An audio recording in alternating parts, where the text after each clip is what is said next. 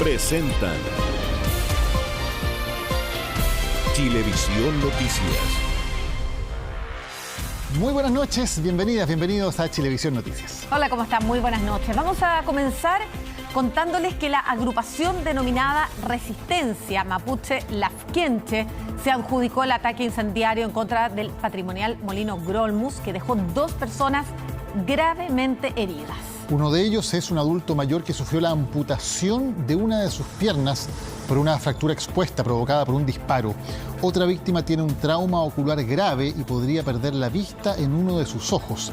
El subsecretario del Interior viajó hasta Contulmo y condenó los hechos. También anunció una posible reestructuración en el trabajo que están realizando las fuerzas militares en la macrozona sur. El estado de excepción, lamentablemente, hasta el momento no ha logrado responder con la prontitud que las personas requieren y demandan. Y por tanto vamos a volver a hacer modificaciones respecto a cómo se despliegan las fuerzas en la macrozona sur y particularmente en la provincia de Arauco.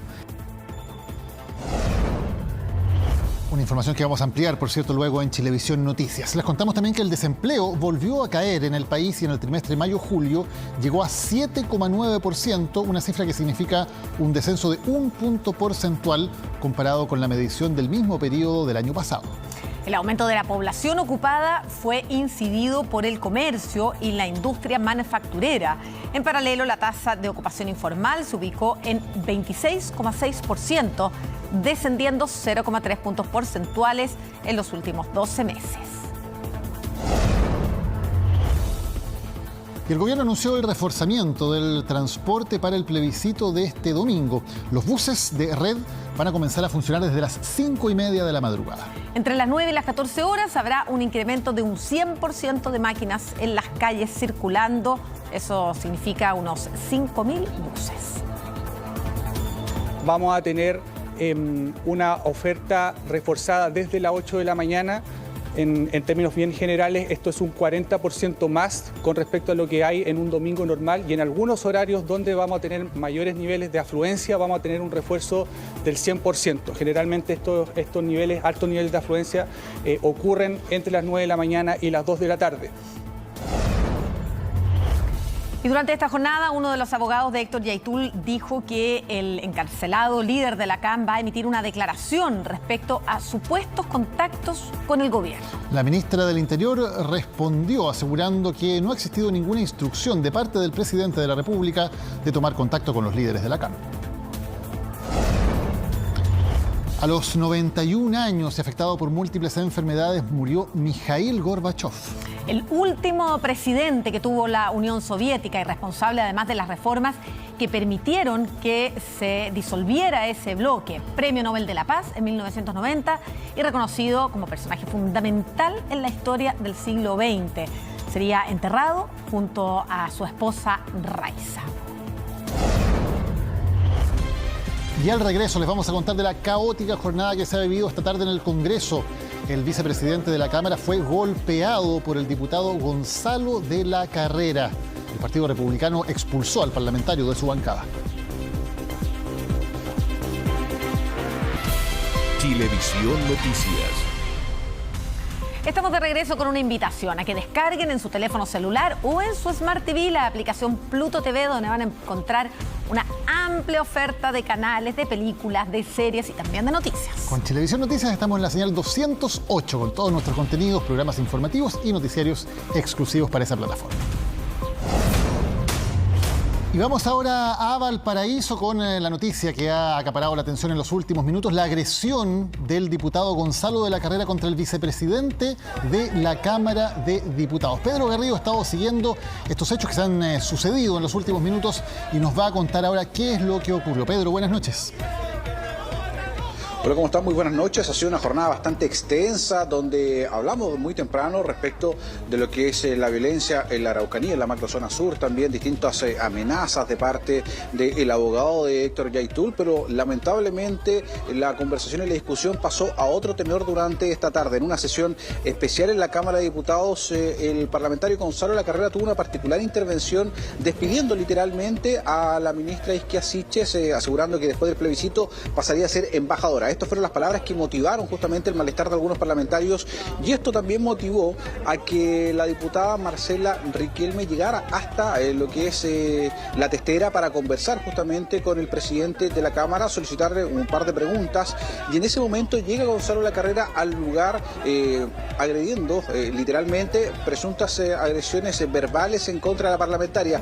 Pasemos a revisar parte de este ambiente que se originó una vez ocurrido un hecho de violencia donde el propio parlamentario Gonzalo Lacarrera agrede al vicepresidente de la Cámara. Revisemos parte de este ambiente.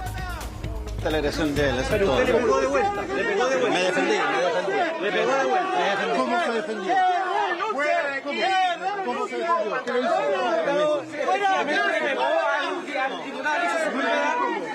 Diputado, efectivamente usted le pegó, tuvo alguna agresión contra él.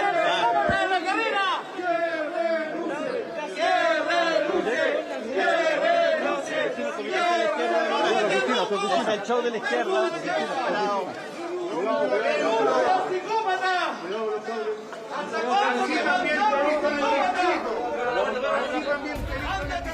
Pedro, ¿quiénes fueron testigos de esta agresión y qué registros hay? ¿Existe algún video que pueda ser presentado como prueba para posibles sanciones hacia el diputado de Lacarrera?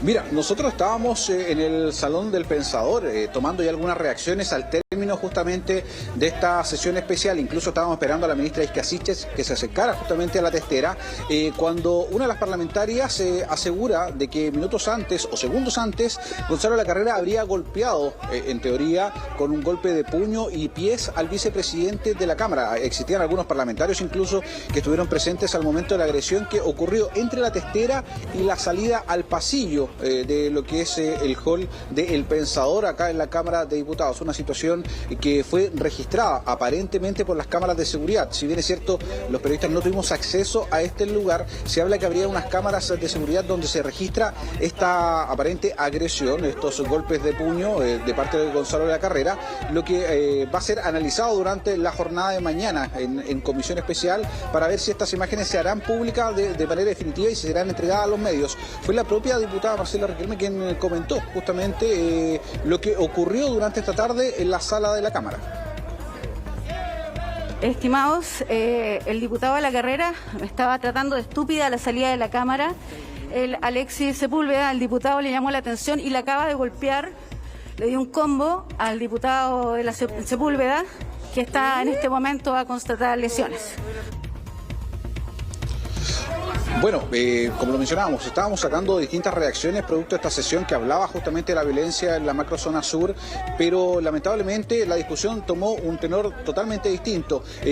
Durante la tarde también obtuvimos una serie de reacciones, incluso del vicepresidente de la Cámara, en lo particular Alexis Sepúlveda, quien bajó hasta lo que es el policlínico de la Cámara de Diputados para constatar lesiones y saber, en definitiva, los efectos justamente de esta violenta agresión que se habría originado al término de la sesión de la sala. Pasemos a revisar qué nos comentaba el vicepresidente de la Cámara respecto de esta agresión. Miren el espectáculo que damos. Yo quiero decirles primero eso, que lamento. Lo hice de la mejor buena fe. Vi a una colega que estaba siendo agredida verbalmente, que es mi colega Marcela. Encontré que eso no correspondía y le pedí a este diputado que no fuera tan agresivo. Esa fue mi intervención, a lo cual él reaccionó de manera violenta. Yo creo que él tendrá que verse cuál es su problema, porque no es la primera vez. Ya he reiterado sus actos en los cuales pierde el control en un lugar donde efectivamente tenemos diferencias. Para ordenar los hechos, entonces, Pedro, esto parte con la frase del diputado de Lacarrera que se refiere a la ministra Isquia Siches diciendo que es la última vez que la van a ver como ministra. Luego la diputada Riquelme pide que él sea amonestado por esas palabras. Ahí se produce esa discusión donde el diputado de Lacarrera insulta a la diputada entra el vicepresidente de la Cámara para intentar mediar en ese momento y ahí es donde entonces el diputado de la carrera lo golpea en el rostro. Esa es la línea de lo que ocurre finalmente. Ahora, es importante decir primero que las imágenes, como tú decías, no las tenemos todavía porque mañana habrá una reunión de los comités donde se autorizaría la liberación de las imágenes de lo ocurrido. Y lo otro es que ha habido aquí un rechazo transversal. No es primera vez que el diputado de la carrera tiene actitudes cuestionables, por decirlo menos. Tiene un largo historial ya en el poco tiempo que lleva en la Cámara. Y el rechazo ha sido transversal, incluso de sus mismos colegas de la bancada del Partido Republicano, que también han condenado esta acción y han anunciado represalias, digamos, acciones debido a lo ocurrido. Exactamente, solo precisar que el momento de la agresión se produjo una vez concluida lo que es la sesión especial. Marcela Riquelme, la diputada, se acerca justamente a la testera a conversar con el presidente de la Cámara y en ese intertanto se acerca también Gonzalo de la Carrera y con insultos, palabras bastante violentas, se refiere justamente a la parlamentaria, lo que hizo reaccionar al vicepresidente de la Cámara, Alexis Sepúlveda. Fue el propio parlamentario quien ha sido cuestionado abiertamente, y tú lo mencionabas, de manera transversal, todos los parlamentarios, quien debió ser escoltado por los guardias, sacados justamente del Salón del Pensador, acá en la Cámara de Diputados. Pasemos a revisar parte de las cuñas y parte de la información que ha sido emanada durante las últimas horas, donde incluso se confirma la expulsión del Partido Republicano. Fui a la testera a preguntar de por qué me había amonestado el presidente de la mesa. Siento que habían habido otros parlamentarios que habían recibido un trato distinto en sus discursos. Y él me dijo, te creéis muy choro, y me pegó 3 empujones y pechazos. Este tipo de acciones son inaceptables. Como jefe de bancada y con el apoyo de los diputados de la bancada del Partido Republicano, hemos decidido la expulsión del diputado independiente Gonzalo de la Carrera de la bancada del Partido Republicano.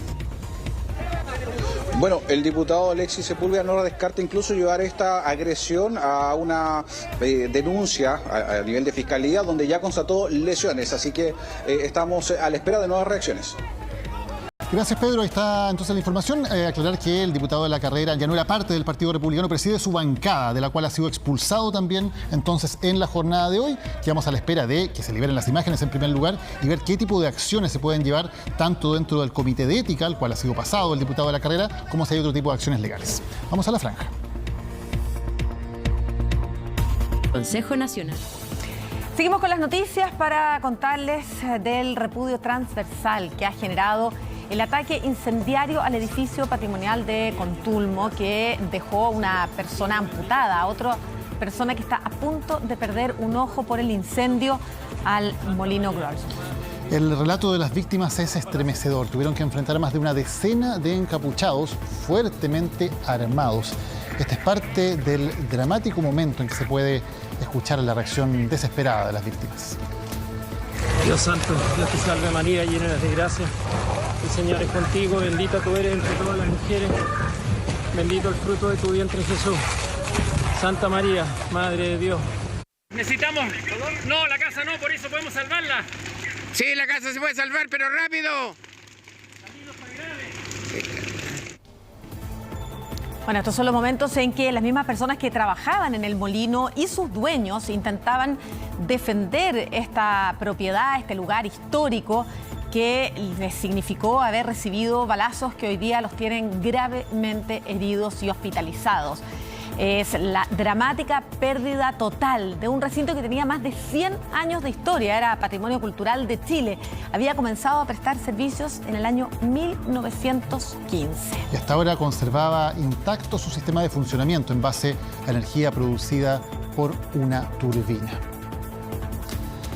Claro, hay una pérdida patrimonial, pero por cierto más grave todavía, 2 personas gravemente heridas. Hoy el gobierno calificó como un acto criminal y cobarde el ataque al Museo Grolmus, edificio patrimonial con más de 100 años de historia y que terminó completamente destruido por las llamas. Y como les contábamos, además el dueño se encuentra herido de gravedad. Una de sus piernas tuvo que ser amputada para salvarle la vida debido a una fractura expuesta producida por un disparo. Y en ese lugar se encontraron más de 150 casquillos de diferentes calibres. Dios santo, Dios te salve María, llena eres de gracia. El Señor es contigo, bendita tú eres entre todas las mujeres. Bendito el fruto de tu vientre, Jesús. Rezaba mientras los atacaban. Eran aproximadamente las 19 horas de este lunes cuando un grupo de encapuchados ingresó disparando con armamento de grueso calibre al molino Grolmus en la región del Biobío. Hirieron a 3 personas, entre ellos al dueño de la ahora extinta edificación declarada monumento histórico. Carlos Grolmus, de 79 años, recibió varios disparos en el cuerpo y una de sus piernas debió ser amputada. Aquí combatió Cristian. Ahí donde, bueno, esto está lleno de vidrio por todos lados. Miles de impactos. 20 hombres disparaban desde ese cerco de afuera. Bueno, ahí le dispararon a corta distancia. La violencia... Sí, eso le salvó la vida. No hay cómo contrarrestarla para acá, pues si no tenemos las puras manos. ¿De qué manera? Con una pistola. Y ellos andan con metralletas. El museo y la casa patronal amanecieron reducidas completamente a cenizas, al igual que un inmueble menor. La edificación tenía 106 años y así era presentada a los turistas por el gobierno y los medios de comunicación locales. Nos encontramos en la casa y molino Grolmus. La casa Grolmus es una de las viviendas rurales patrimoniales de Conturmo y una de las más valiosas. El molino funciona desde hace muchísimos años, ya va a llegar a los 100 años. Y yo lo lamento, pero lo lamento por Chile, por este país que amamos. Siento que estamos llegando a cosas que nunca pensamos que íbamos a llegar. Y no creo que esto sea los mapuches, yo creo que esto es un acto terrorista muy avanzado, porque la acción de un hombre mayor, de golpearlo y de dispararle, demuestra eso. La familia Grolmus señaló que habían sido advertidos de un posible ataque, sin embargo nada pudieron hacer ante la rapidez y violencia con que actuaron los atacantes. Carabineros intentó llegar al lugar, pero fueron atacados con disparos. Árboles que bloqueaban los caminos retardaron la llegada de los equipos de emergencia. Necesitamos... No, la casa no, por eso podemos salvarla. Sí, la casa se puede salvar, pero rápido. Conforme a la versión de testigos, llevaban chalecos y cascos balísticos, habrían ingresado a la propiedad que está detrás mío y habrían efectuado múltiples disparos. En el sitio del suceso se ha levantado evidencia balística de diferentes calibres, a mencionar calibre 12 de escopeta, calibre 9 milímetros, también tenemos .22 y .32. Es cierto que el ataque incendiario ha destruido inmuebles de alto valor histórico y patrimonial, pero es evidente que el ataque ha ido dirigido a personas. El subsecretario Manuel Monsalve calificó lo ocurrido como un acto criminal cobarde y anunció una querella contra los responsables. Este martes llegó al lugar por orden del presidente y mantuvo una reunión con el alcalde de Conturmo. El estado de excepción lamentablemente hasta el momento no ha logrado responder con la prontitud que las personas requieren y demandan. Y por tanto vamos a volver a hacer modificaciones respecto a cómo se despliegan las fuerzas en la macrozona sur y particularmente en la provincia de Arauco. Este martes la resistencia mapuche lafkenche se adjudicó el atentado en una declaración pública en la que señalaron que todo se trató de una acción de respaldo a los que calificaron como presos políticos mapuches que permanecen en huelga de hambre en cárceles de Arauco y Concepción.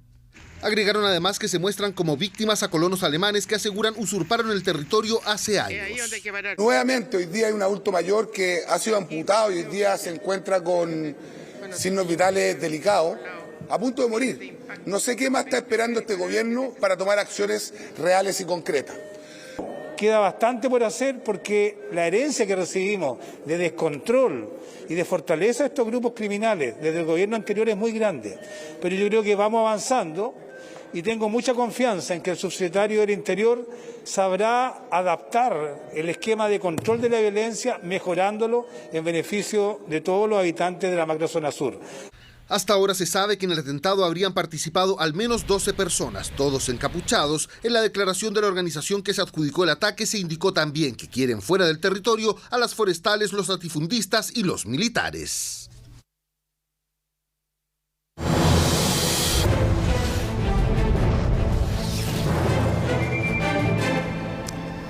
Bueno, vamos a cambiar de tema. ¿Te acuerdas, Maca, en las últimas votaciones que muchas veces hemos traído hasta acá unos votos gigantescos cuando tocaba votar por concejales? Casi un metro era uno. Claro, con 80, 90 candidatos, 100 candidatos alguna vez. Bueno, la votación de este domingo, lo vamos a mostrar ahora, va a ser muy, muy distinta y mucho más fácil, claro está.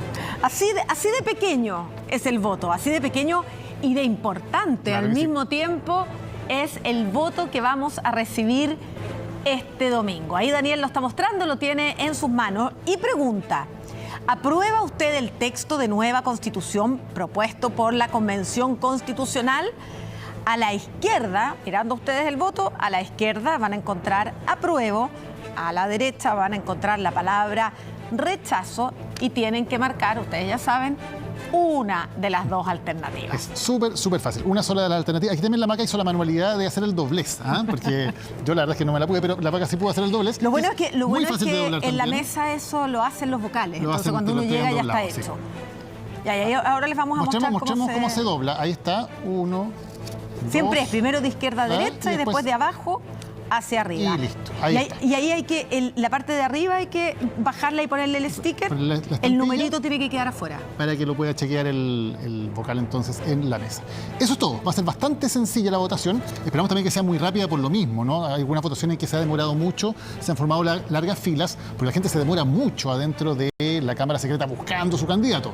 Ahora probablemente va a ser muy rápido, en un par de segundos la gente va a poder votar y esperamos que eso también ayude a que sea mucho más expedita también la votación de este domingo. Ya, llevar su lápiz a pasta azul, como siempre, y puede ser el carnet de identidad, incluso si es que está vencido desde octubre del año 2019, vencido desde esa fecha en adelante, vale el carnet de identidad.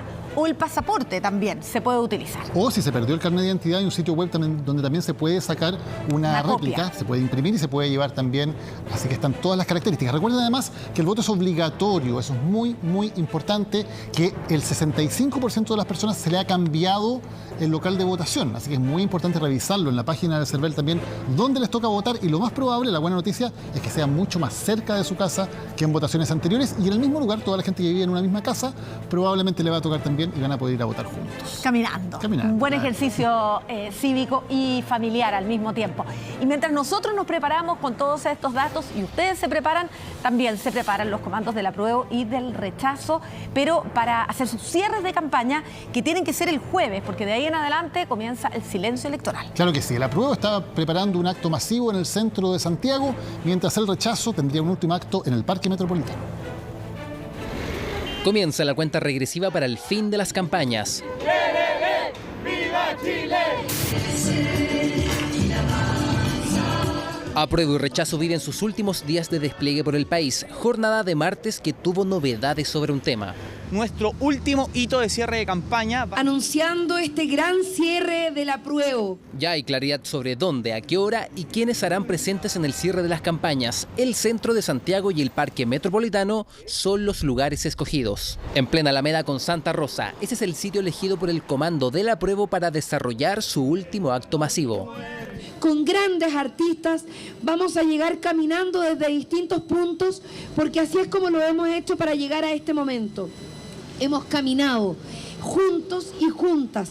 La Casa Ciudadana por el Rechazo realizó una actividad en la comuna de La Pintana, la cual también buscaba dar a conocer los detalles de su cierre de campaña. Y hemos decidido hacer este acto de cierre de campaña en el Parque Metropolitano de Santiago, específicamente en el Anfiteatro Pablo Neruda, que tenemos la convicción y la seguridad que nos va a permitir seguir avanzando desde el 4 de septiembre con las ciudadanías. ¿Quiénes serán algunos de los invitados de aquella jornada? Los Vázquez, Iyapu, Francisca Valenzuela. Para nosotros es muy importante hacer esta convocatoria de unidad, de conjunto, que vamos a tener entre los movimientos sociales por el apruebo, Aprueba por Chile y por supuesto también el Comando de la Democracia Cristiana. Desde la Casa Ciudadana del Rechazo enfatizaron que serán los movimientos sociales los protagonistas de aquel día. El último hito va a ser 100% ciudadano. ¿A quiénes vamos a ver? Van a ser a los líderes de los movimientos ciudadanos que hemos visto durante estos últimos días dando los discursos finales de cara al país que queremos seguir construyendo. No se va a acarrear la gente para ir a escuchar grupos musicales, porque eso es lo que va a ver la prueba. La prueba va a tener mucha gente porque la gente va a escuchar los grupos musicales que tiene ahí.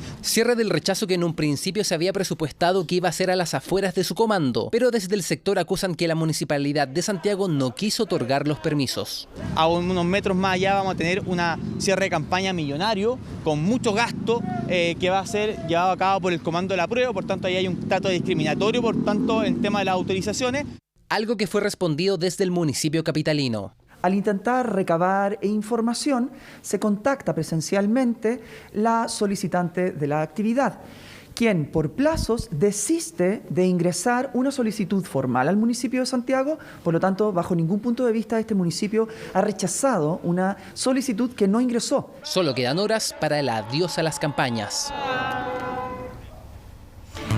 Vamos a revisar a continuación las reacciones que generaron las palabras de uno de los abogados de Héctor Yaitul, quien anunció que en los próximos días se conocerá una declaración de la coordinadora Arauco Malleco detallando si hubo o no más comunicaciones con el gobierno. Desde La Moneda respondieron que no ha habido instrucciones para dialogar con la CAM.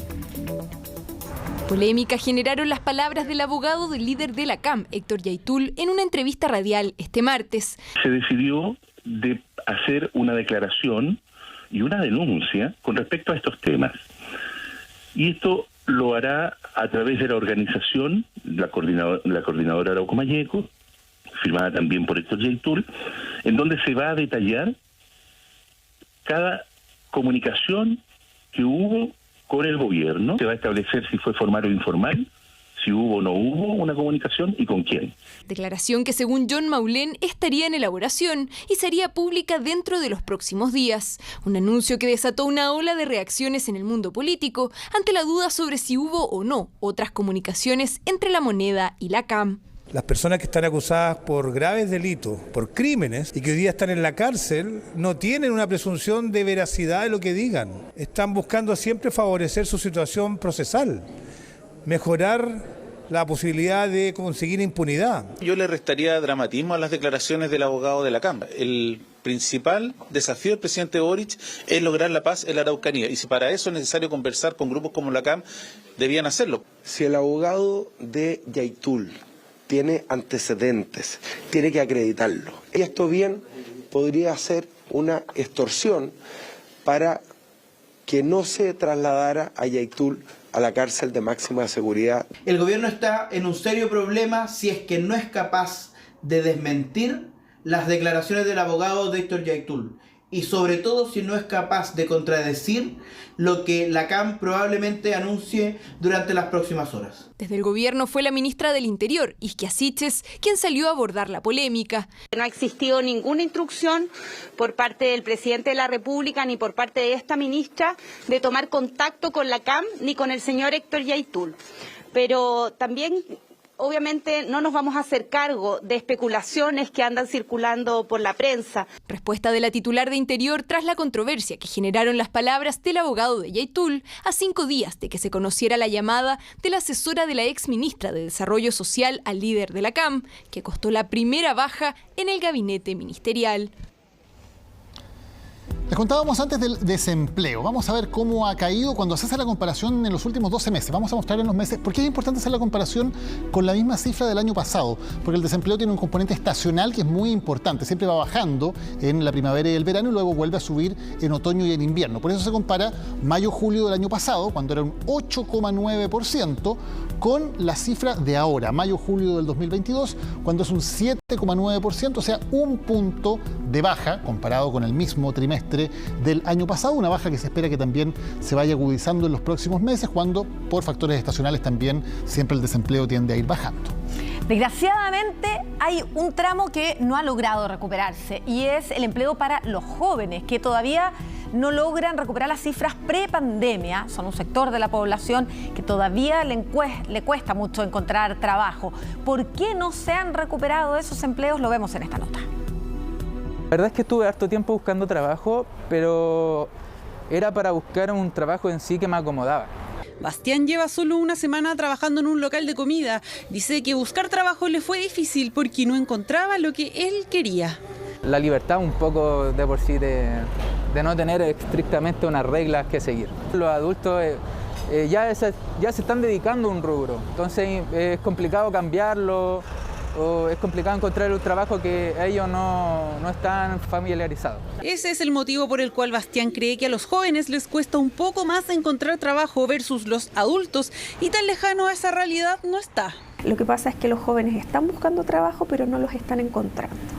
Entonces, la demanda de trabajos, ¿cierto?, para los jóvenes no está siendo lo suficientemente extensa para abarcar la oferta que se está generando de trabajo por parte de la población más joven. Y claro, porque la mayoría de los jóvenes entre 15 y 29 años que buscan trabajo por primera vez tienen una gran barrera encima, la llamada falta de experiencia. Otros, por su parte, están dedicados a estudiar y trabajar y los horarios laborales muchas veces no son compatibles. El marco de requerimientos técnicos, del marco de cualificaciones, más la rigidez del mercado laboral, más los requerimientos de experiencia son una limitación para que los jóvenes puedan insertarse al 100%. Por eso, la mayor parte de los jóvenes se encuentra trabajando como vendedores y trabajadores de servicios, seguido por ocupaciones elementales y al final, aquellos que trabajan en una profesión. Un mercado laboral que pone el valor en la experiencia, evidentemente eso hoy día constituye entonces una barrera de entrada, digamos.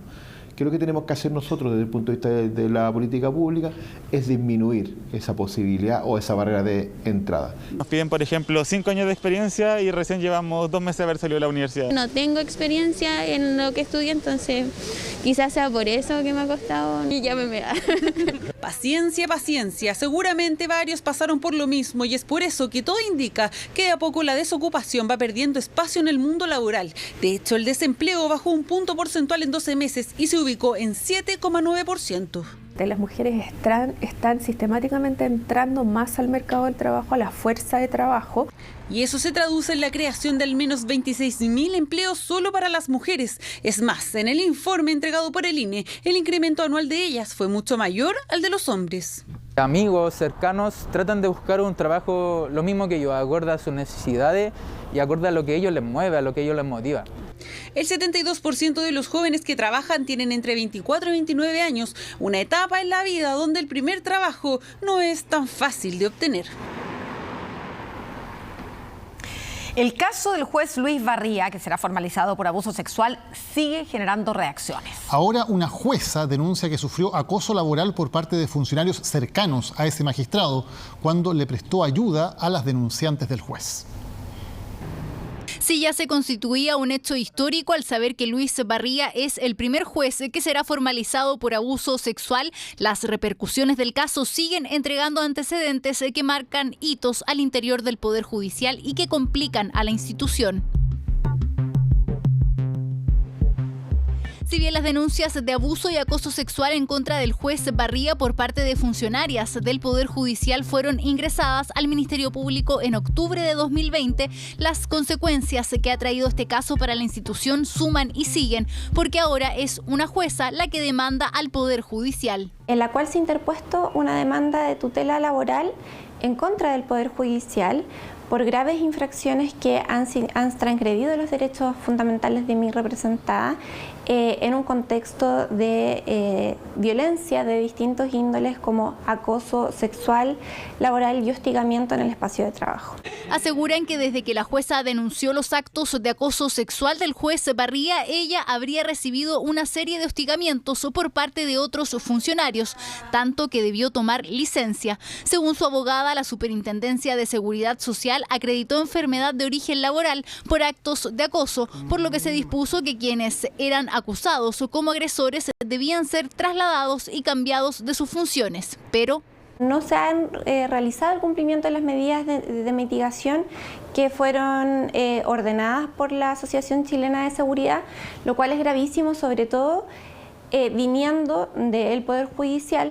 Que se supone es uno de los poderes del Estado que tiene como obligación constitucional perseguir el cumplimiento de las normas. Además, la Corte Suprema, a través de la Secretaría de Género, dispuso un reglamento para prevenir y sancionar actos de acoso sexual en los espacios de trabajo. Protocolos que, según la Asociación de Magistradas de Chile, no se estarían garantizando. Creo que el compromiso debe ser más estricto en la aplicación de los protocolos y también en comprender y cambiar esta cultura organizacional donde parece que ciertos actos, que ciertos piropos o que ciertos comentarios no son tan graves, no son tan terribles. Bien lo sabe Margarita, una de las denunciantes del juez Luis Barría. Ella es abogada, llegó al Tribunal de Rancagua para realizar un reemplazo. El año pasado decidió contar su verdad a Chilevisión Noticias. Le partía tocando el reloj. ¿A ti te tocaba el reloj? Sí, para ver cuántos pasos había hecho, me preguntaba si había hecho ejercicio en la mañana y así empezaba. Empezaba a tocar el brazo, después seguía con el hombro, empezaba a tocar el pelo, se trataba de colocar detrás de la silla para hacer un masaje. Así era el inicio. Después, con el tiempo, ya empezaba a bajar la mano hasta la altura del broche del sostén. Que esos eran los momentos más intimidantes, porque era cuando uno sentía que le iba a abrir. Y es precisamente por estos hechos por los que el juez la próxima semana será formalizado por abuso sexual en circunstancias de violación. Por fortuna a mí nunca me tocó ni los pechos ni tampoco el trasero. Pero sí un día me tomó la cara al despedirse y me dio un beso a la fuerza. Nadie tiene el derecho a darle un beso a uno ni tocarla si uno no quiere. Una agresión que, según Margarita, fue difícil contar debido a los antecedentes que existían con respecto a otra mujer que intentó realizar una denuncia similar. Sentía vergüenza. A las personas que le conté ese día me decían que le dijera al jefe. Pero ¿cómo lo iba a decir si otra denunciante, otra persona que dijo que le habían tocado el trasero, la catalogaron de loca, de conflictiva? Y es ahí cuando la jueza decide prestar apoyo a las víctimas que denunciaban al juez Barría. La declaración de una jueza del mismo Tribunal de la República que se solicitó en abril y que todavía no se lleva a cabo, la cual, a juicio nuestro, podría tener matices de víctima. Y cuando falta una semana y 13 días para la formalización, a la jueza aún no se le toma declaración como testigo. El 9 de septiembre es el día en que por primera vez un juez será formalizado por abuso sexual. Las imágenes que vamos a revisar a continuación han llamado muchísimo la atención porque muestran águilas volando y cazando en el centro de Santiago.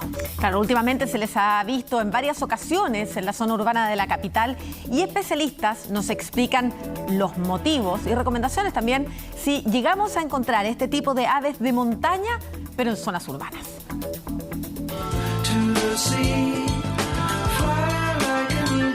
Registros en redes sociales de santiaguinos que, sorprendidos, captaron el momento en que un águila se posó sobre este edificio ubicado en plena Alameda. Se observa cómo la imponente ave devora a su presa. Sí.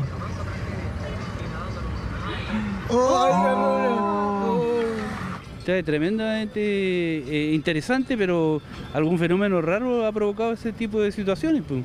Me parece llamativo, por decirlo menos.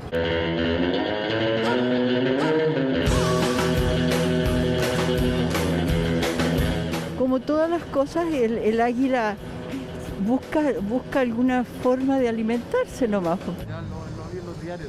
Me parece muy mal porque significa que el problema climático está llegando incluso a esos niveles. Pero existe una razón concreta que justifica el paso de estas aves por el centro de Santiago. Las aves rapaces son aves cazadoras, que dentro de su dieta contemplan pequeños mamíferos y pequeñas aves. Las ciudades hoy en día presentan una gran oferta de alimento para estas aves rapaces que viven en entornos naturales, como los cerros que vemos acá en el centro de Santiago. El crecimiento de la ciudad ha hecho que estas aves bajen en búsqueda de alimentos, situación anómala para este tipo de especies. ¿Qué hacer si se encuentra con una de ellas? Es bonito contemplarlas, es muy bonito verlas cuando están en la actividad de acecho, captura y caza. Solo contemplarlas porque el águila es una especie protegida por la ley. Tiene prohibición de caza y captura en todo el territorio nacional, pues es beneficiosa para los ecosistemas naturales, también para la actividad agropecuaria, ya que son grandes controladores de plagas. La caza, por ejemplo, de palomas o roedores hacen que se controlen, ¿verdad?, enfermedades que pueden ser transmisibles para el ser humano. Por lo tanto, si ven un ave rapaz en estas conductas, deben dejarla tranquila. No hay que cazarlas, no hay que dispararles, ni molestarlas tampoco. De todas formas, según los especialistas, es poco probable que se encuentre cara a cara con un águila. En zonas urbanas evitan bajar al suelo para no enfrentarse a amenazas como automóviles o perros. Haga como estos usuarios de redes sociales y simplemente disfrute de poder contemplarlas en la ciudad. Vamos a hablar ahora de un proyecto que está analizando el gobierno y que podría transformarse en un alivio para personas que buscan comprar una vivienda. Se trata de una iniciativa que ha sido impulsada por el sector inmobiliario y que busca entregar una garantía estatal para el pie de los hipotecarios. Sí me gustaría, claramente, como cualquier chileno, es como el sueño que uno busca. Chileno, cualquier persona en el mundo busca igual como están las cosas, y yo prefiero el arriendo. Los valores están disparados. Clara lleva años esperando poder postular un crédito hipotecario. Las tasas son altas y se le ha hecho imposible acceder a una casa propia. Por ahora, un sueño que ha decidido posponer. Partida. Igual hay que considerar que tengo gastos aparte, como el tema de la educación. Igualmente, el ahorro creo que es algo largo, es algo que hay que tener de años. Entonces no es tampoco llegar y acceder con un ahorro de 1 año, 2 años. Pero ese sueño podría ser alcanzable para ellas y muchas otras personas, gracias a una propuesta que el gobierno ya analiza. Hace 2 años, la Cámara Nacional de la Construcción planteó que se otorgue una garantía estatal para el pie de los créditos hipotecarios. Este año, el Ministerio de Hacienda está evaluando dicho proyecto. Sería provechoso, sobre todo para la clase media, que con todo esto del desempleo, con la economía. Siento que igual lo que venga detrás de ella es lo más importante en realidad, pues como cuánto es lo que va a cubrir, qué es lo que va a hacer realmente esa garantía estatal. Esta garantía estatal permitiría a compradores de sectores medios amortiguar el impacto económico que significa el pie de los hipotecarios. La idea es que puedan poner un pie no mayor a un 10% del valor de la vivienda y gracias a la garantía estatal tengan la posibilidad de acceder a un financiamiento complementario por el resto del pie. El que se pagaría junto al saldo del crédito hipotecario. Y es que una de las principales barreras es ahorrar el 20% de pie. Con esta medida, parte de ese monto podría ser pagado en las cuotas. La propuesta que están haciendo en general es ver un crédito a las personas por el diferencial que existe por el pie de la casa, y que este diferencial entre el ahorro y el 20% que normalmente piden los bancos para poder acceder al crédito hipotecario sea financiado con un crédito con aval del Estado. Entre 20 y 25% han bajado las ventas de viviendas en la región metropolitana desde el último trimestre del 2021. Por lo mismo, desde el mercado inmobiliario celebran la propuesta, que además reactivaría el sector. Y esta iniciativa viene justamente a reincentivar esa decisión de compra, donde el monto del pie al que tiene que disponer una persona para poder adquirir una propiedad disminuye significativamente, y de esa forma lo que busca es reactivar la industria inmobiliaria. Una iniciativa que no ha sido descartada por el gobierno e ilusiona al sector inmobiliario, pero mucho más a quienes buscan cumplir el sueño de la casa propia y que, como Clara, han debido postergar por ahora sus anhelos. Esta semana les hemos mostrado distintos problemas causados por filtraciones de agua potable de la empresa municipal SMAPA. Y ahora se suma otro caso. Esta mañana vecinos de Cerrillos amanecieron con sus casas inundadas luego de que se rompiera la matriz ubicada en una de sus calles. Con este sonido despertaron los vecinos de Cerrillo durante la madrugada. Sorprendidos, miraron por sus ventanas. No estaba lloviendo, pero la calle Divino Maestro y los pasajes aledaños estaban completamente inundados. Como ve usted, todavía queda, pero esto nada con lo que estaba al principio, porque era un río. Y a las 2 de la mañana empezó todo, se le llamó a SMA para que arreglara. Lamentablemente no pasó hasta como a las 7 de la mañana. El problema es que a medida que pasaban las horas, el agua comenzó a entrar a algunas viviendas y almacenes del sector como este.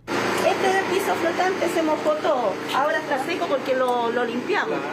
Pero el costado de acá, todo esto es con alfombra. Alrededor de las 9 de la mañana, SMAPA, empresa municipal de Maipú, que provee agua potable a varias comunas como Cerrillos, informó que cortarían los suministros debido a una rotura de matriz. Sin embargo, los vecinos se quejan de que tardaron demasiado en llegar. Aquí están todos los muebles en alto, tuve que subir los sillones más chicos. Nos dormimos en toda la noche con mi esposo tratando de secar, de sacar el agua, y todo el agua entró, pues se mojó la cocina, el comedor, el living, la pieza de mis hijos. Seguramente el árbol, hay un árbol ahí y las raíces yo creo que hicieron tira a la matriz. SMAPA, a través de un comunicado, informó que la fuga estaría relacionada a una intervención por las obras del tren a Melipilla. Tras realizar trabajos en la matriz, alrededor de las 14 horas volvió el agua potable.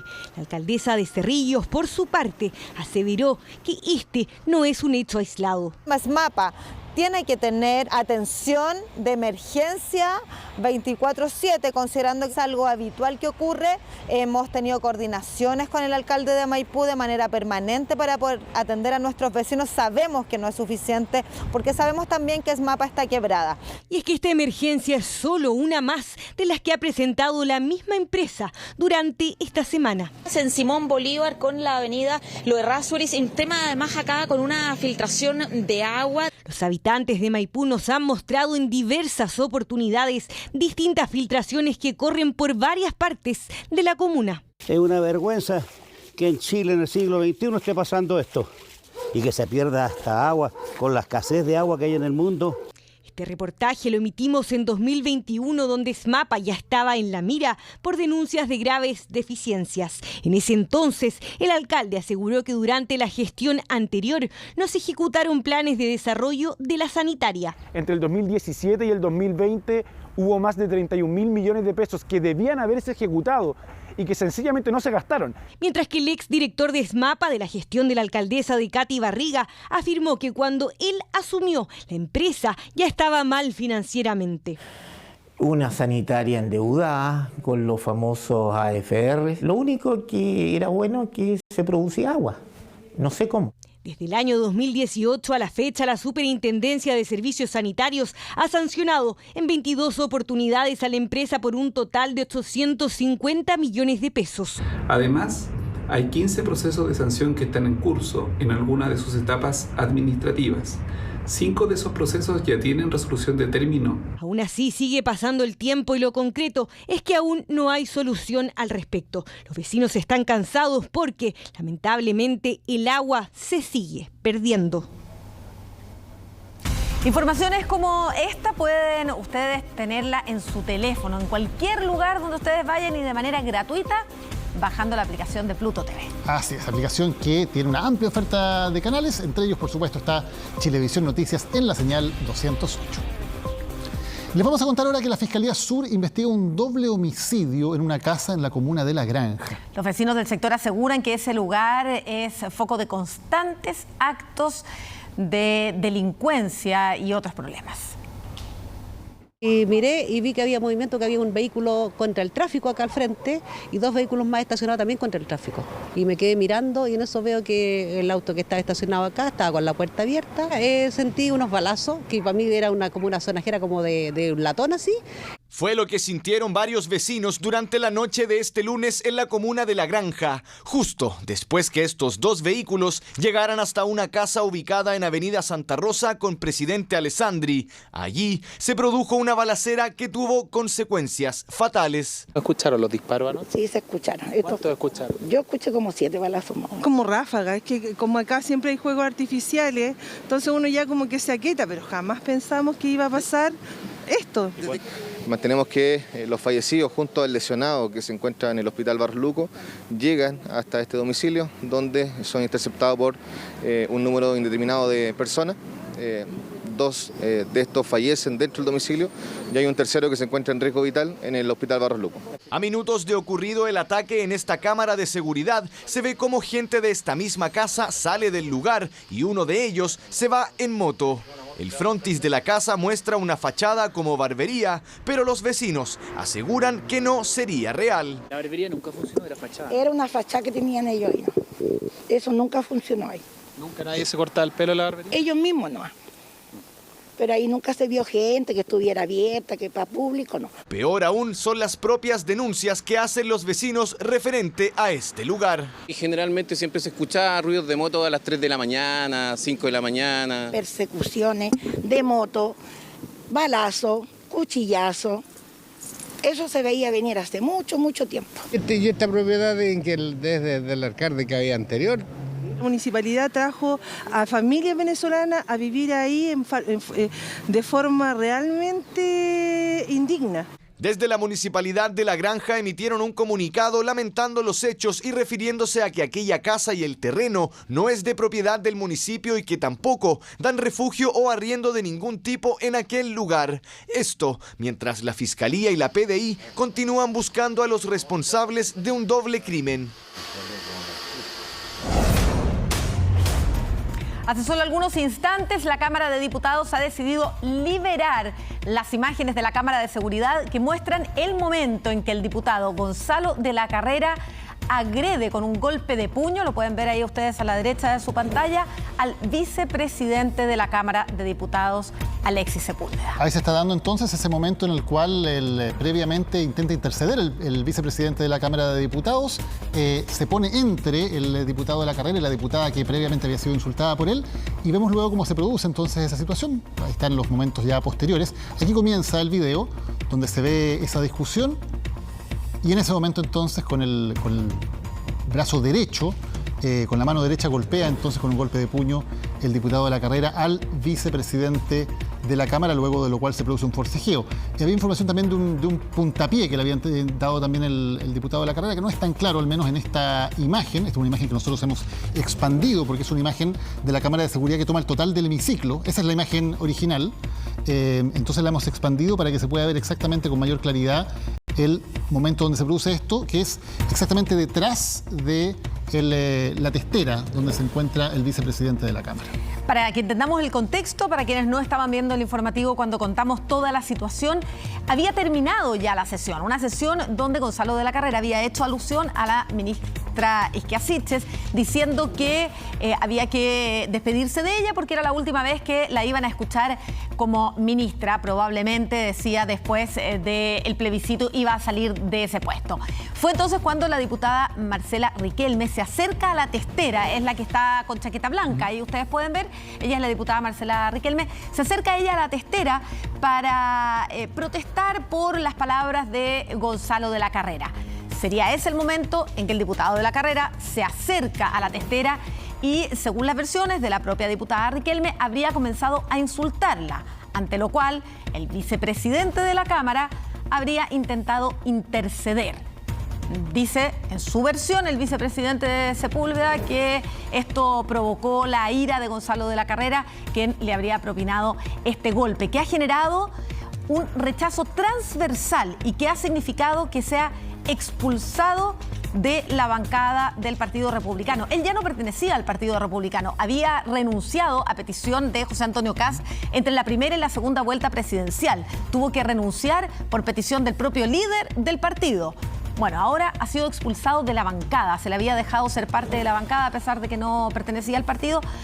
Ahora ha sido el propio partido el que le ha pedido que abandone la bancada también del Partido Republicano luego de este golpe propinado al vicepresidente de la Cámara de Diputados. Esta es entonces la primera imagen que tenemos acerca de ese momento. Vemos también como Miguel Landeros, que es el secretario de la Cámara, luego sube, es la persona de pelo cano, que sube también para intentar ahí interceder en la situación que se está provocando. ¿Qué ocurrirá ahora? No es claro, hay una denuncia para ver si se abre eventualmente una investigación judicial. Ha sido pasado, por cierto, al Comité de Ética de la Cámara, pero el Comité de Ética tiene atribuciones bastante limitadas, solamente amonestaciones, multas, no más allá de eso. No puede el Comité de Ética separar a un parlamentario de sus funciones. Eso solo podría hacerse mediante un desafuero, si es que hubiera un delito, o mediante una resolución del Tribunal Constitucional en el caso que se considerara que un parlamentario está incapacitado por una enfermedad para seguir en el cargo. Son las únicas circunstancias que permiten sacar a un parlamentario de la Cámara de Diputados. Y, como sabemos entonces, ya se ha presentado una denuncia por esta agresión, entonces, de la cual ha sido víctima el vicepresidente de la Cámara. Ese es entonces el momento en que se produce la agresión por parte del diputado Gonzalo de la Carrera. Como decíamos, un hecho de evidencia que ha generado el repudio transversal de todos los partidos políticos que se reúnen ahí en el Congreso.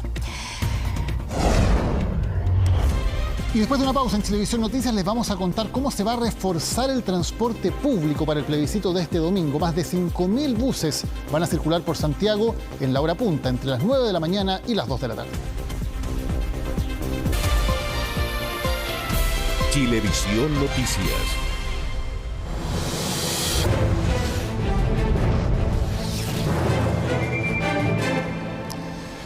Bueno, un tema muy importante pensando en este domingo es el transporte público, porque ha generado polémica en otras elecciones, momentos en que, sobre todo en algunas comunas de la región metropolitana, las personas no han tenido el transporte público suficiente para poder trasladarse a los locales de votación. Y es por eso que la Subsecretaría de Transporte junto a diversas autoridades dieron hoy detalles de cómo va a funcionar el transporte para el plebiscito del domingo. En la región metropolitana, la gratuidad del servicio es parcial, solamente el metro va a ser gratis. Así era el panorama durante la elección presidencial en diciembre del año pasado. Paraderos llenos y el transporte público en la polémica, situación que las autoridades buscan evitar durante el plebiscito de este domingo. Nuestra preparación de 4 meses apunta justamente a eso, a que las personas puedan confiar en el transporte público, en buses, en metro y también en el tren Alameda Nos. Algo que nos va a beneficiar en este caso en materia de transporte es la geolocalización que ha realizado el CERVEL, donde los locales de votación están más cerca de los locales, de los hogares de las personas. Y sí, eso lo valoran sobre todo aquellos que pertenecen al 75% del padrón electoral beneficiado con la georreferenciación que hizo el CERVEL, como Margaret. ¿Te queda cerca el centro de votación? Sí, muy cerca. Me parece muy bien el cambio porque ya no tomamos micros tan lejos, porque en realidad esos días de votaciones la micro, o sea, la locomoción colectiva súper mala, o sea, estamos hasta 2 horas esperando una micro para poder acercarnos al centro de votación, entonces igual está súper bueno el cambio. Galia, por ejemplo, no corre con la misma suerte. ¿A dónde vota usted? En el centro. ¿Y dónde vive? En San Ramón. ¿Y tiene que tomar micro para ir para allá? Micro o metro. Lo importante es que haya movilidad porque día domingo es complicada la movilidad, a veces en los días normales, o sea, de todos los meses, el domingo sale un poco más lento y demora. Eso estaría asegurado. Autoridades definieron hoy que los servicios en la región metropolitana empezarán a las 5:30 de la mañana el día del plebiscito. Reforzarán los recorridos con la disponibilidad de más de 5.000 buses en horario extendido, es decir, un 40% más de lo que se oferta en un domingo normal. Solo el Metro de Santiago, el de Valparaíso y Biotren serán gratuitos. Las personas tienen que usar su tarjeta VIP, tienen que validar, pero la validación va a arrojar un valor 0. Y lo mismo también está previsto en el ferrocarril en la región de Valparaíso y de Biobío. ¿Alguien que usa micro la tiene que pagar entonces? Sí, el transporte público en buses tiene que efectuar el pago correspondiente. Desde el apruebo y el rechazo se refirieron al tema. Estamos muy contentos porque esta decisión del gobierno, estas medidas ayudan y facilitan el voto para que la gente pueda votar de manera libre, informada y que la plata no sea un impedimento para poder votar. Desde ese punto de vista, celebramos y apoyamos la decisión del gobierno. La medida que anuncia el gobierno en materia de transporte es rotundamente insuficiente y con letra chica. Nosotros hemos solicitado transporte gratuito en todo el país, sin letra chica y además buses de acercamiento en aquellos sectores donde no existen recorrido de transporte público. El sistema Red publicó en su sitio un planificador de viaje que con tan solo escribir el local de votación mostrará el recorrido más conveniente para zonas rurales y aisladas del país. El Ministerio de Transportes dispuso de 2.500 servicios especiales. Los horarios y las rutas específicas están publicadas en chilevotainformado.cl. Hay conmoción internacional por la muerte a los 91 años de edad de Mikhail Gorbachev, el último presidente de la Unión Soviética, uno de los líderes más importantes del siglo XX, el padre de la perestroika y responsable además, Daniel, con sus acciones de haber hecho un paso pacífico hacia el fin de la Guerra Fría. Claro que sí, asumió con la intención de reformar el comunismo, reformar la Unión Soviética. Finalmente sus reformas lo que significaron fueron el fin de la Guerra Fría, la caída del muro de Berlín y la desintegración de la propia Unión Soviética. Un hombre clave en la historia de la humanidad en el último siglo, en el siguiente informe de Carlos Greich.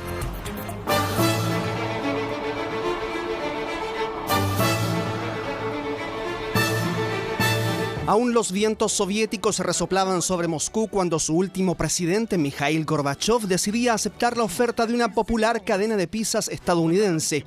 Una campaña publicitaria que reforzó la idea de que Gorbachev no era un líder como sus antecesores.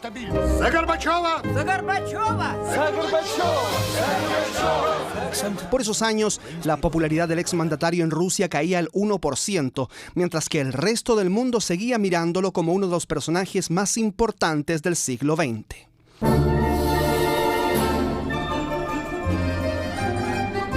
fue ministro de Agricultura del poderoso Leonid Brezhnev y ese fue el lugar en el que comenzó a cimentar su llegada a la cima del Kremlin. Se reunió con los principales líderes occidentales en plena Guerra Fría, Ronald Reagan y Margaret Thatcher. Eran los años 80, corrían tiempos de profundos cambios y Gorbachov estaba dispuesto a protagonizarlos. Necesitamos más empresas, más democracia, más organización y disciplina. Entonces seremos capaces de llevar la perestroika a toda velocidad. Si Twitter hubiese existido en los 80, perestroika y glasnost hubiesen sido trending topic a mediados de esa década. Uno fue el plan de reconstrucción del país, el otro el programa de apertura, en el que empresas y habitantes gozarían de mayores libertades.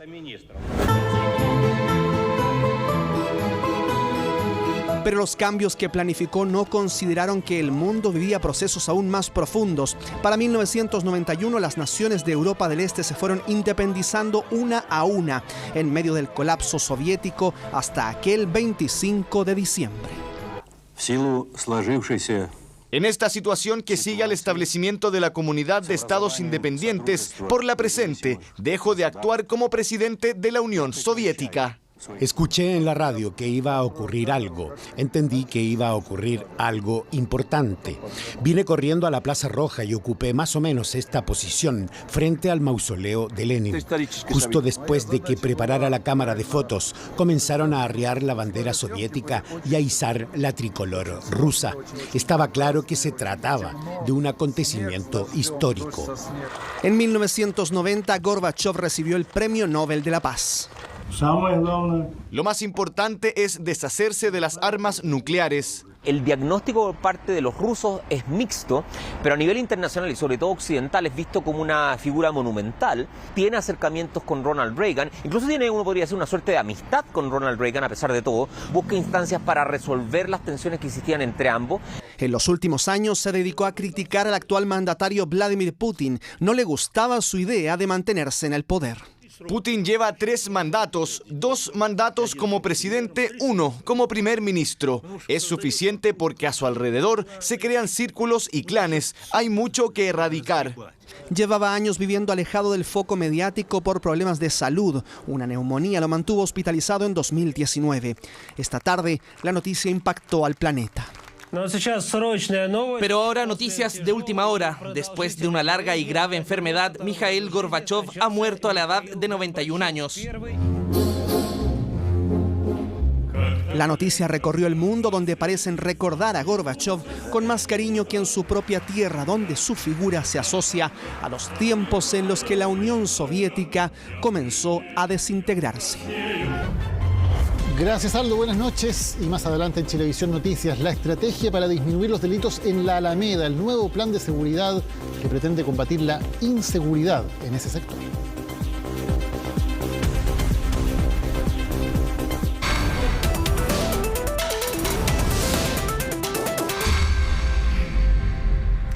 En el siguiente reportaje vamos a conocer la historia de más de 300 familias de la Villa Nacimiento de La Pintana que han tenido que vivir en 12 metros cuadrados, ya que el Estado les entregó así sus viviendas en los años 90. En el siguiente reportaje de Daniela Herrera les vamos a mostrar las historias de quienes luego de 30 años piden soluciones y también se dividen ante un proyecto que podría demoler sus casas. Estoy llamándote nuevamente, otro incendio más, vieja. Ya estamos desesperadas, hija, porque estas cosas ya están pasando tan seguido. A mi amiga vecina, que se le destruyeron toda su casa.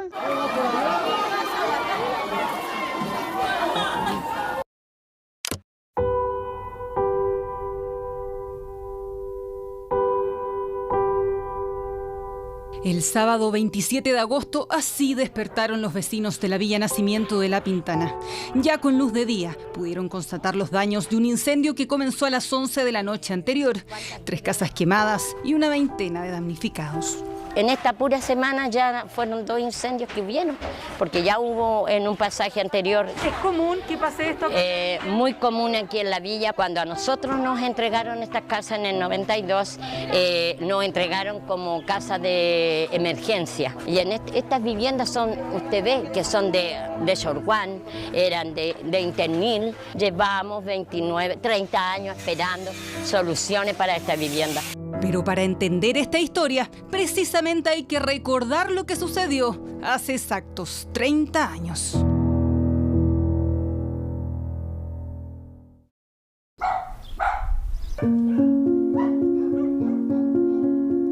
Era una villa muy pobre, que llegamos a una vivienda de 12 metros cuadrados, solamente teníamos la entrada y tapadas toda entera de Xorguán. Recorrer la Villa Nacimiento es para Catherine y Patricia retroceder en el tiempo. Es recordar el día en que junto a otras 300 familias recibieron viviendas como estas, de 12 metros cuadrados y sin un dormitorio. La mayoría sigue en pie. En estos pasajes conviven aquellas que con el esfuerzo de sus dueños fueron ampliadas y otras que permanecen casi intactas. Esta es la casa original de la Villa Nacimiento, así como la entregaron, con las ventanas de Xorguán y Internil para abajo y todo eso, y sin piso de segundo piso. ¿No estaba el segundo piso en ese entonces? No, o sea, tenías el espacio, era un cuadrado hacia arriba, pero el segundo piso, el piso del segundo piso y la escalera tenías que hacerlo tú. Quienes diseñaron estas viviendas en los años 90 no solo no pensaron en las familias numerosas que llegaban a instalarse en el barrio, tampoco se imaginaron que sus habitantes podrían algún día tener un auto. En estas casas no hay espacio para guardarlo. Los vehículos quedan toda la noche estacionados en la calle y quienes sí lo entran tuvieron que ampliarse hacia la vereda. Se llamaban viviendas progresivas. Eran ¿Qué significaba eso? Que tenías una caseta, baño, cocina. Claro. El resto lo tenías que construir tú. Y por eso la diferencia. Porque si tú te das cuenta, hay casas que están bonitas, que las pudieron arreglar, y hay otras que no, hay otras que están en proceso, pero la gente que se tuvo que endeudar, tuvo que pedir préstamo, trabajar el doble. A un espacio como este tuvieron que entrar las familias de la Villa Nacimiento el día que les entregaron sus viviendas. 4 metros de ancho y 3 de largo. A la izquierda, un baño, y en este sector estaba el lavaplatos. La idea era que las familias pudieran ampliarse hacia arriba. El problema es que no todas pudieron hacerlo de inmediato y se vieron obligadas a instalar un colchón en este sector y así vivir en 12 metros cuadrados. La villa está ubicada en el sector norponiente de La Pintana. Tiene un perímetro de casi 800 metros y una superficie de 3 hectáreas. Solo aquí hay 356 viviendas y en una de ellas, en el pasaje Río Incaguas, vive Catherine Pérez.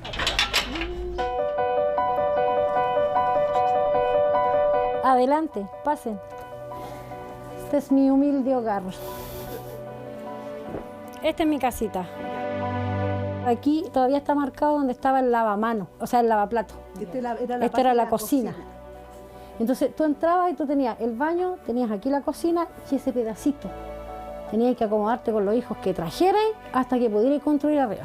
Ese es el muro. De ese murito hacia allá es lo que nosotros nos entregaron. Esto no existía, era un hoyo hacia arriba. Entonces tú entraste y miraste. Todo esto aquí para abajo, todo esto estaba tapado con Xorguán, así unas placas largas de Xorguán. Y esto era tu casa, po. Pero era tuyo, entonces igual feliz, po. ¿Usted era feliz? Me daba lo mismo dormir en el suelo, me daba lo mismo, era mío. Yo cerraba mi puerta y nadie me iba a golpear, ni me iba a preguntar qué estaba comiendo, ni a qué hora me levantaba. Y es que todo, incluso una casa de 12 metros cuadrados valía la pena con tal de no deambular como allegada junto a su guagua de 3 meses. Con el tiempo, la familia se agrandó a 6 personas.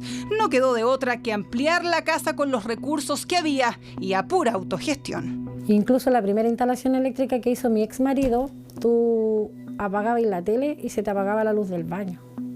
Prendías la luz del baño y se te prendía la tele. Era así. El que pudo conseguirse préstamo, se sacó la mugre trabajando, o de verdad le tomó amor a su casa, la tiene preciosa. El que no dejó pasar tiempo, se dejó estar y hizo lo que pudo. Yo aquí hice lo que pude, porque aquí lo pasé mal. Hubo violencia intrafamiliar también. No hay bonitos recuerdos aquí. La comuna de La Pintana se miró para acumular la pobreza de otras comunas que no la querían. Estas viviendas eran un cajón, sin división de cadena, sin muros fuertes que dividieran una casa de la otra, casas de internet, sin escaleras. Construir de esa forma para seres humanos, para personas, para familias, es violencia de Estado. En ese momento, en los años 90, Chile enfrentaba con una gran crisis habitacional. Por lo tanto, ahí se toman ciertas decisiones que vienen desde antes, pero que es de construir vivienda, sobre todo en cantidad. O sea, se apuesta a la masividad y poder entregar en un corto plazo la mayor de viviendas sociales posible. Sí, la Villa Nacimiento fue una de las soluciones que encontró el Estado al déficit de 800.000 viviendas que existía en los 90. Los programas iban dirigidos a los sectores más pobres, especialmente a los chilenos que se encontraban allegados, como Patricia. Mira, así era nuestra vivienda que nosotros teníamos anteriormente cuando nosotros llegamos acá a la villa. Y esta es la reja de madera que teníamos nosotros para que no se lo entraran para adentro, porque por un solo salto se... Esto era el baño, este es el baño. Este es el baño. De allá era para la cocina. Ya y de aquí ya mi esposo ya empezó a hacer la parte donde del comedor con ladrillo. Somos una familia de esfuerzo, todo lo que tú dejaste de comprarte, dejaste de comer por tener tus casitas.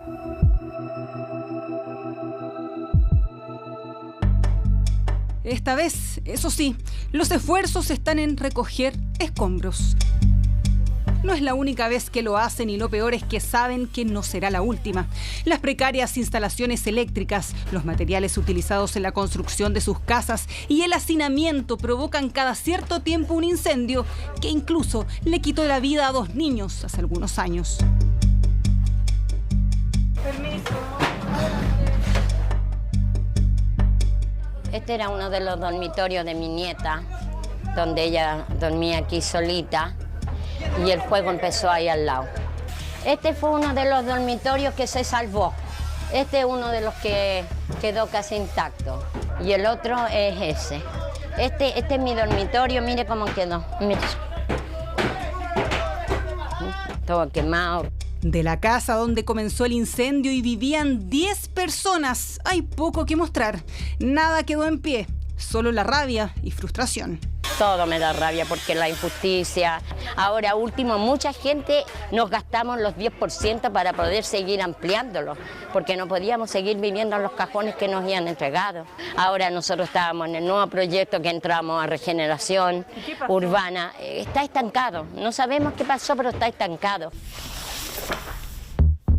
Rosa se refiere a este proyecto que el Ministerio de Vivienda presentó a los vecinos luego de que la Villa Nacimiento fuera seleccionada dentro del programa de regeneración de conjuntos habitacionales el año 2018.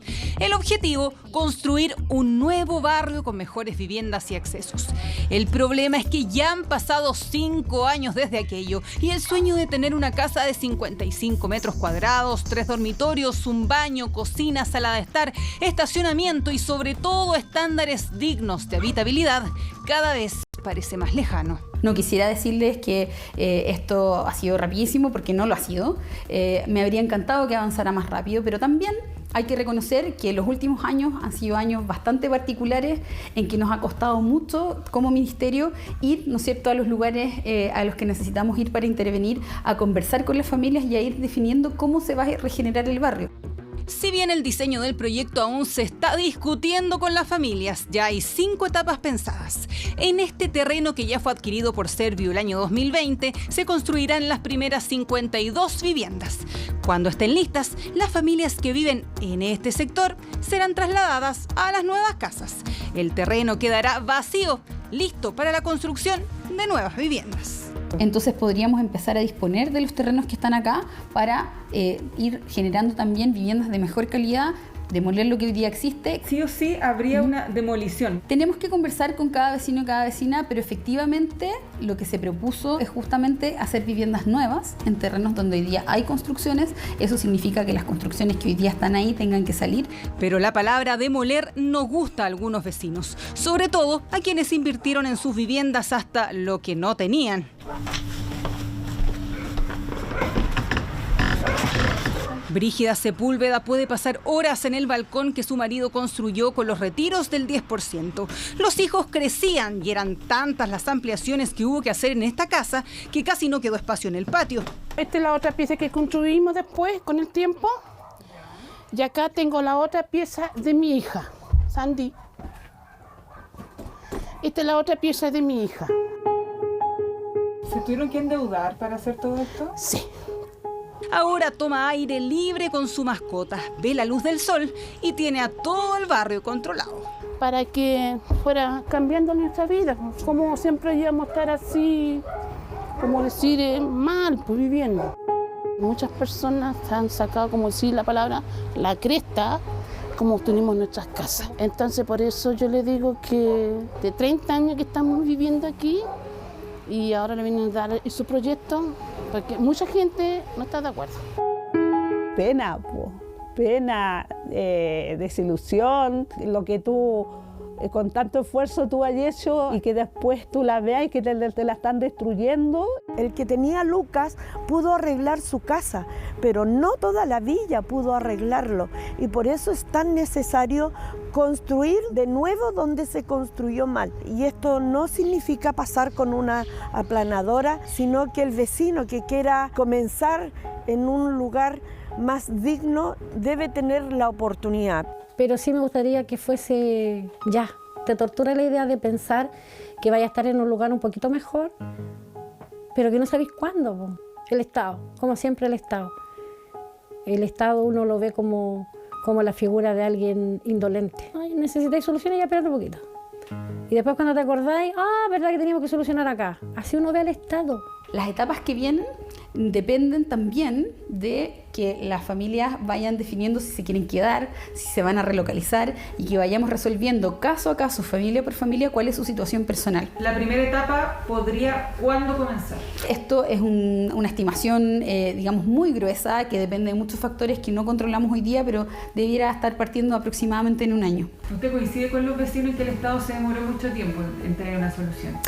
Yo empatizo con los vecinos y creo que sí, que estos son problemas muy complejos y como gobierno vamos a hacer todo lo posible porque esto avance mucho más rápido de lo que ha avanzado hasta ahora. Mira, yo en 10 años más, yo me imagino todavía estar viviendo aquí en mi casita, pero si viene esta construcción, yo creo que no me quedaría aquí, me iría. Ya en 10 años espero estar en la casa nueva y me gustaría estar así como frente a la Platina. Para ver pastito. Quiero tener un espacio en el antejardín y poner muchas plantas y colgar todos mis trabajos de mis artesanías que hago. Tranquila. Si todo sale bien, en un año más podrían estar construyéndose las primeras 52 viviendas, pero no hay certeza de cuánto demoren las otras 4 etapas. Mientras eso ocurre, probablemente algunos vecinos seguirán recogiendo escombros, otros ampliando sus casas, y hay quienes solo esperarán que llegue el día en que les entreguen esa vivienda digna que se les negó hace 30 años.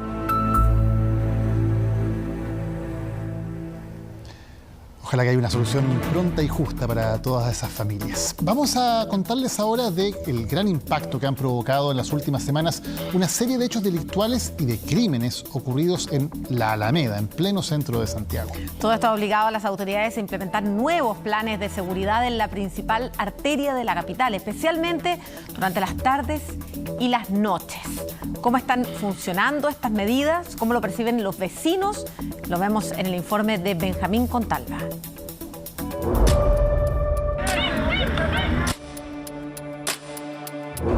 El 65% de los delitos que se producen en nuestra comuna se producen en la Alameda. Oiga, hay un caballero que se está desangrando. ¿Qué pasa? Complicada la zona acá en este sector. Súper complicada.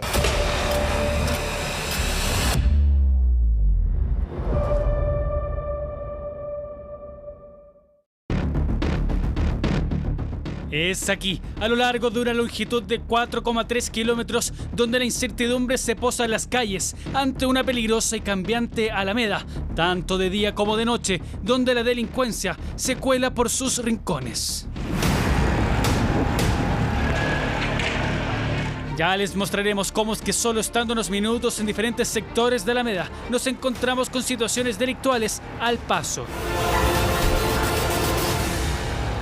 Para nosotros no era algo normal, lo veíamos en películas.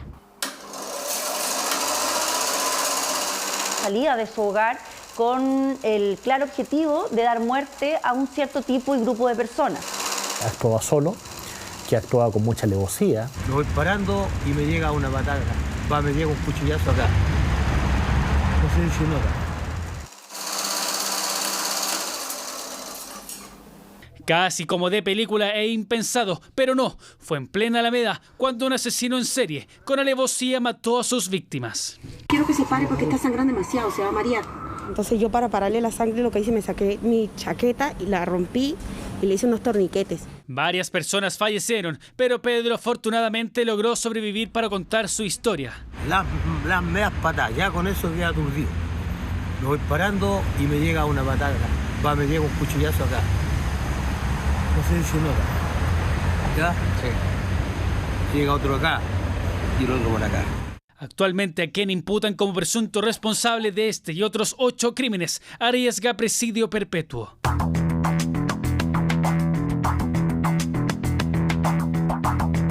Hace días la alcaldesa de Santiago actualizaba las medidas de seguridad en la comuna a raíz de una serie de casos. Lo hizo en medio de los 30 años del funcionamiento del Parque Los Reyes, que está en remodelación. Un ejemplo más del trabajo contra la delincuencia en medio de la preocupación a nivel comunal. En Santiago estamos comprometidos con recuperar nuestros espacios públicos, con no ceder ningún espacio para la violencia y la delincuencia. Los vecinos siempre han señalado que uno de los problemas mayores que tenemos nosotros es la seguridad. Así, desde la Prefectura Central de Carabineros manifestaron una idea que siguen sosteniendo y por la cual dicen estar trabajando. Ha habido un aumento sustancial de los delitos en lo que decía relación con el eje Alameda. Pero ya nos adentraremos en las razones del por qué ocurren hechos delictuales y violentos como este.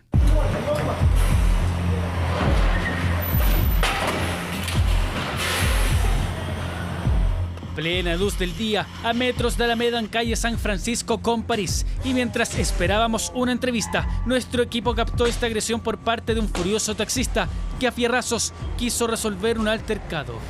Paro aquí en el paso peatonal, paso un peatón, viene y me chocó en la puta. Quiero echar la pantalla porque me hace de rato que venía te creen dueño de la calle, toda la gente está testigo.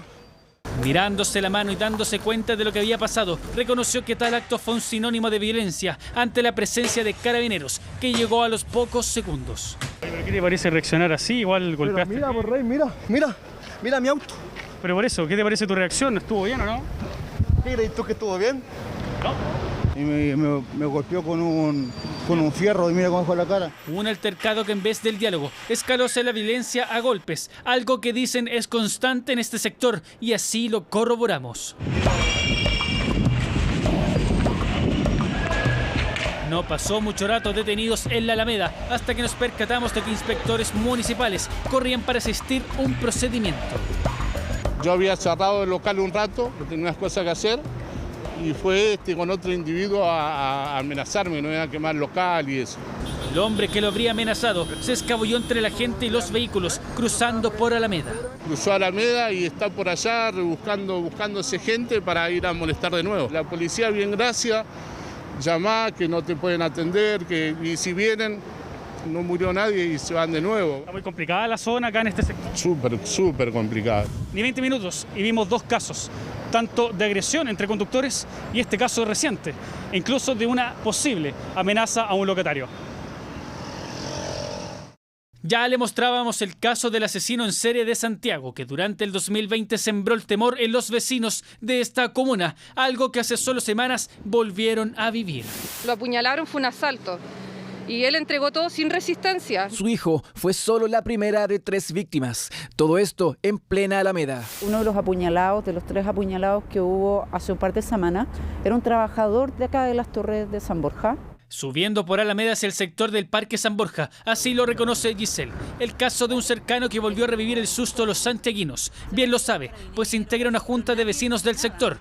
Ha sido testigo de diferentes hechos delictuales. Nos habla de uno en particular. A una persona con fierros y le enterraron los fierros Y lo más preocupante, que la gente no hace nada. Estaba lleno de transeúntes, pero ¿por qué no hacen nada? No es por indiferencia ni por indolencia, es por miedo.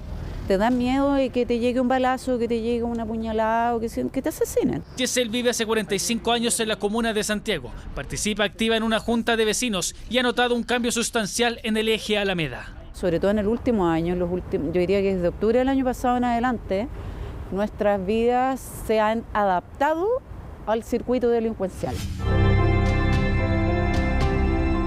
Y no siempre fue así.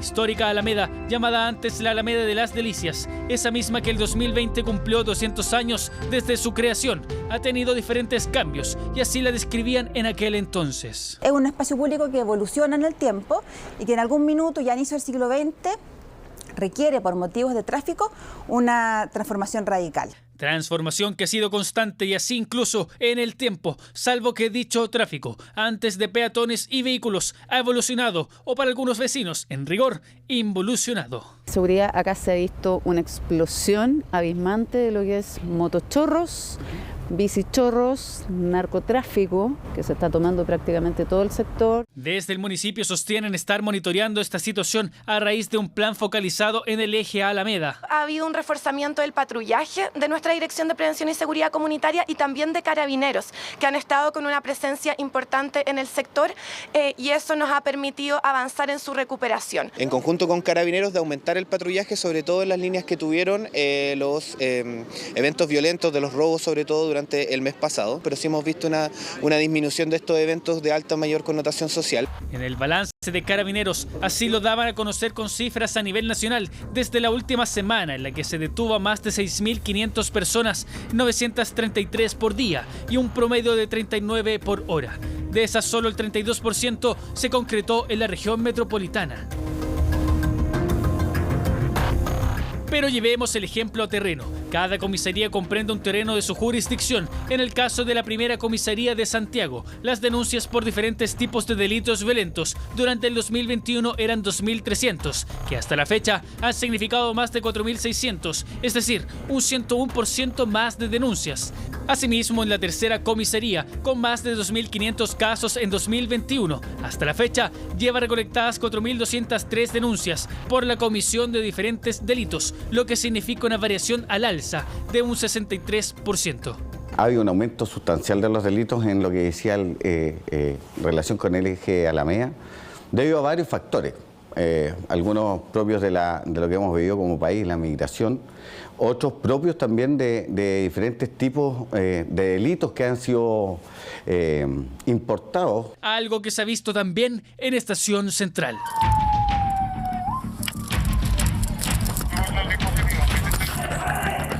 El 65% de los delitos que se producen en nuestra comuna se producen en la Alameda. De ahí que hemos estado en innumerables esfuerzos con carabineros de manera de poder establecer coordinaciones que nos permitan tener un sector que algo más focalizado en este sector. Se han registrado casos preocupantes también en Estación Central, teniendo al eje Alameda como un punto crítico en el que se cometen diferentes delitos. Por eso, allí también recorrimos las calles. Vamos a efectuar labor el día de hoy, vamos a salir al territorio, vamos a hacer lo habitual, vamos a controlar fiscalización a su dispositivo y salimos al territorio.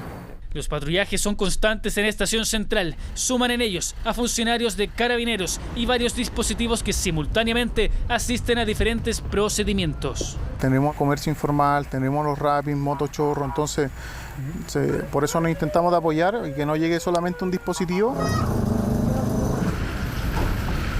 ¿Tiene su permiso municipal que me facilite?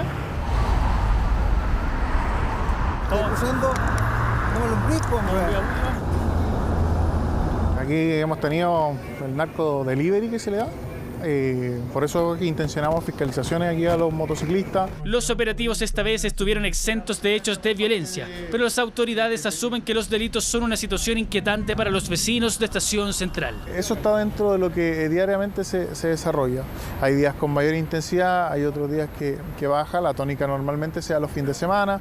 donde sostienen es otra la preocupación y otro el trabajo que se realiza en terreno ante la peligrosidad de los casos. Es materia de preocupación, es un sector donde se producen muchos robos, han habido homicidios, también muchos homicidios durante los últimos meses y que nos preocupa. Y pese a que las cifras no son muy alentadoras y siguen altas en cuanto a los hechos delictuales ocurridos en el eje Alameda, al menos sí se han reducido los delitos en comparación con el año 2019, antes de la pandemia, sobre todo en los delitos de mayor connotación social. Hemos logrado disminuir un 58% los delitos que se cometían desde el mes de julio al mes a lo que llevamos a agosto.